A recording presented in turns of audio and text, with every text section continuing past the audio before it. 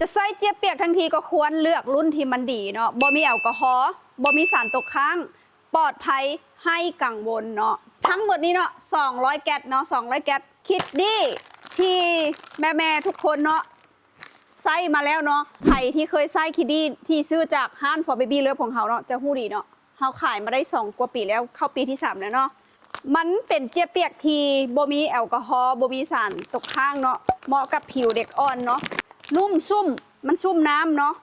บ่ได้เหนียวบ่ได้แฉะแบบว่ามันมีหลายยี่ห้อบางยี่ห้อเนาะมันจะแบบบีบแบบนี้นะน้ำออกเลยมันแฉะอันนี้มันแบบมันซุ่มน้ำพอดีแล้วมันก็บ่ได้แห้งแพ็คหนึ่งจะมีอยู่80แผ่นราคาก็จับต้องได้เนาะเพียงแต่แพ็คหนึ่ง42,000 กีบเท่านั้นเนาะถ้า12แพ็ค432,000เนาะแต่ถ้ายกล้างแบบนี้เนาะ24แพ็คแบบนี้เนาะเพียงแต่864,000 กีบเท่านั้นสำหรับแม่ใดที่สนใจหรือว่าต้องการสั่งซื้อเนาะสามารถทักแชทหรือว่า CF กล้องโพสหรือว่าในอินบ็อกซ์เฮาเข้ามาได้เลยหรือจะไปซื้อที่หน้าห้างโดยตรงเลยก็ได้เนาะ For Baby เฮามีอยู่4 สาขาเนาะสามารถซื้อได้และยังมีอยู่ตามห้างตัวแทนที่เฮาแบบว่าส่งให้เนาะแม่ก็สามารถไปซื้อได้เลยเนาะถ้าจะซ้อมเพื่อลูกต้อง